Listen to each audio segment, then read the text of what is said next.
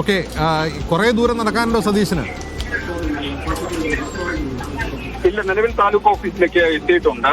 പക്ഷേ പോരുന്ന വഴിയിൽ അദ്ദേഹത്തിന്റെ സുഹൃത്തുക്കൾ, അഭിഭാഷകർ ഉൾപ്പെടെയുള്ള ആളുകളുമായി സംസാരിച്ചുകൊണ്ടാണ് വരുന്നത്. ഒട്ടേറെ ആളുകൾ അദ്ദേഹത്തെ കാണാനായി ഇവിടെ എത്തിയിട്ടുണ്ട്. പാർട്ടി പ്രവർത്തകർക്ക് പുറമെ അഭിഭാഷകരായിട്ടുള്ള ആളുകൾ, മറ്റു നാട്ടുകാർ തുടങ്ങിയ ആളുകളെല്ലാം തന്നെ ഇവിടെയുണ്ട്. അവരോടെല്ലാം സംസാരിച്ച് അവരോടെല്ലാം അതിനുശേഷമാണ് കൂടിയാണ് ഇപ്പോൾ ഈ താലൂക്ക് ഓഫീസിലേക്ക് എത്തിയിരിക്കുന്നത്. നാമനിർദ്ദേശ പത്രിക സമർപ്പിക്കുന്നതിനുള്ള അവസാനഘട്ട തയ്യാറെടുപ്പുകൾ നടത്തിക്കൊണ്ടിരിക്കുന്നു. അല്പസമയത്തിനകം തന്നെ നാമനിർദ്ദേശ പത്രിക സമർപ്പിക്കുകയും ചെയ്യും. എന്തായാലും ഈ പറവൂരിലെത്തിയ ഫ്ലാഷ്മേഡ സമരസമിതി നേതാക്കൾ ഇവിടെ എത്തിയാണ് അദ്ദേഹത്തിനെ കെട്ടിവെക്കാനുള്ള തുക കൈമാറിയിരിക്കുന്നത്.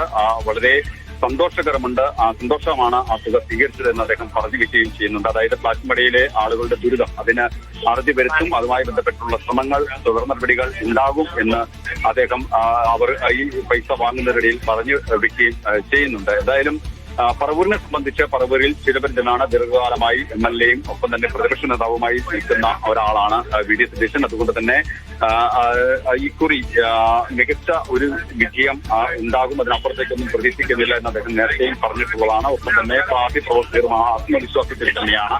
അദ്ദേഹത്തിന് എതിരായി മത്സരിക്കുന്ന ആളുകൾ അവരെല്ലാം പകരം ഈ സംസ്ഥാന സർക്കാരിന് എതിരെയുള്ള വികാരമായിരിക്കും ഇക്കുറി ഉണ്ടാവുക. എന്തായാലും തുടർച്ചയായി അദ്ദേഹം മത്സരിക്കുന്നു. 96-ൽ ആദ്യ മത്സരത്തിൽ പരാജയം വാങ്ങിയതിന് പിന്നാലെ ഏത് തെരഞ്ഞെടുപ്പായാലും അതിലെല്ലാം തന്നെ VD സതീശനാണ് പറവൂരിനെ പ്രതിനിധീകരിച്ചിരിക്കുന്നത്. ഇന്ന് പ്രധാനമായും അദ്ദേഹത്തിന് പ്രതിപക്ഷ നേതാവ് ആയി നിൽക്കുന്നു എന്നുള്ള സാഹചര്യം കൂടി പരിഗണിച്ചുകൊണ്ട് ഈ തെരഞ്ഞെടുപ്പിനെ നയിക്കുന്ന പ്രമുഖരിൽ ഒരാൾ എന്നുള്ള ഒരു നിലയിൽ UDF-ന്റെ പല സ്ഥാനാർത്ഥികൾക്ക് വേണ്ടിയിട്ടുള്ള പ്രചരണ പരിപാടികളിലും അദ്ദേഹം പങ്കെടുക്കുന്നുണ്ട് എന്നുള്ളതാണ് ഏറ്റവും പ്രധാനമായിട്ടുള്ള ഒരു കാര്യം. ഇപ്പോൾ ഈ നാമനിർദ്ദേശ പത്രിക സമർപ്പിച്ചു കഴിഞ്ഞാൽ പിന്നീട് അദ്ദേഹം ജില്ലയിലെ പല പരിപാടികളിലും പങ്കെടുക്കാനായി പോവുകയും ചെയ്യുന്നുണ്ട്. എന്തായാലും അത്തരത്തിൽ പല ഉള്ള തിരക്കുകൾക്കിടയിലാണ് അദ്ദേഹം ഇവിടെ എത്തിയിരിക്കുന്നത് എന്നുള്ളതാണ്. ഇപ്പോൾ ഈ താലൂക്ക് ഓഫീസിന് മുമ്പിൽ പാർട്ടി പ്രവർത്തകരും ഒപ്പം തന്നെ അദ്ദേഹത്തെ കാണാനെത്തിയിരിക്കുന്ന നിരവധി ആളുകൾ ഇവിടെ എത്തിയിട്ടുണ്ട്. അവരെല്ലാവരുമായി തന്നെ കൂടിക്കാഴ്ച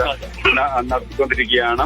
അവരെല്ലാം സംസാരിച്ച് അവരെല്ലാം ആയി ഒരു വാക്കെങ്കിലും സംസാരിച്ച ശേഷം മാത്രം ഈ നാമനിർദ്ദേശ പത്രിക സമർപ്പിക്കാനായി താലൂക്ക് ഓഫീസിലേക്ക് കയറി പോകും എന്നാണ് നമ്മൾ പറഞ്ഞിരിക്കുന്നത്. എന്തായാലും പറവൂർ താലൂക്ക് ഓഫീസിൽ അഡീഷണൽ തഹസിൽദാർ മുമ്പാകെയാണ് നാമനിർദ്ദേശ പത്രിക സമർപ്പിക്കുന്നു എന്നുള്ളതാണ് നമുക്ക് ലഭ്യമാകുന്ന വിവരം. എന്തായാലും നിരവധി ആളുകൾ ഇവിടേക്ക് എത്തിയിട്ടുണ്ട്. അദ്ദേഹം കോടതിയിലേക്ക് ഇതിന് സമീപത്തെ തന്നെ കോടതിയുണ്ട്. കോടതിയിൽ അവിടെ അഭിഭാഷകരുടെ സുഹൃത്തുക്കളുണ്ട്. ഒപ്പം തന്നെ പാർട്ടി പ്രവർത്തകർക്ക് പുറമെ മറ്റ് നിരവധി ആളുകൾ എല്ലാം തന്നെ ഇവിടെ എത്തിയിട്ടുണ്ട്. അവരെല്ലാവരുമായി സംസാരിച്ച ശേഷമാണ് ഇപ്പോൾ ഈ നാമനിർദ്ദേശ പത്രിക സമർപ്പിക്കാനായി പോകുന്നത്. അല്പസമയം മുമ്പാണ് പറവൂരിലെ പാർട്ടി ഓഫീസിൽ മുമ്പിൽ നിന്ന് പ്രവർത്തകർ പ്രകടനമായി തന്നെ ഈ താലൂക്ക് ഓഫീസിലേക്ക് എത്തിയത്.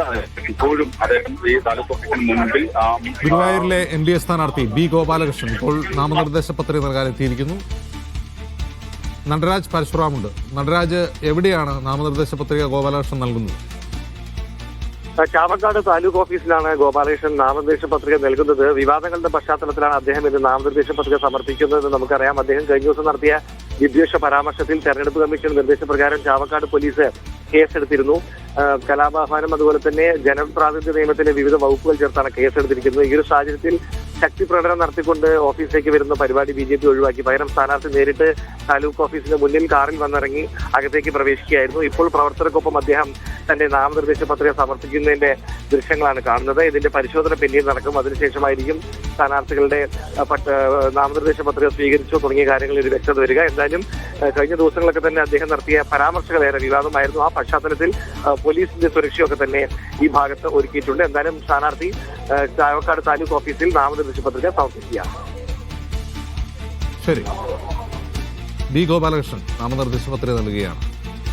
ഇന്ന് 3 മണി വരെ മാത്രമാണ് നാമനിർദ്ദേശ പത്രിക സമർപ്പിക്കാനുള്ള സമയം. പിന്നീട് സൂക്ഷ്മ പരിശോധന ദിവസങ്ങളാണ്.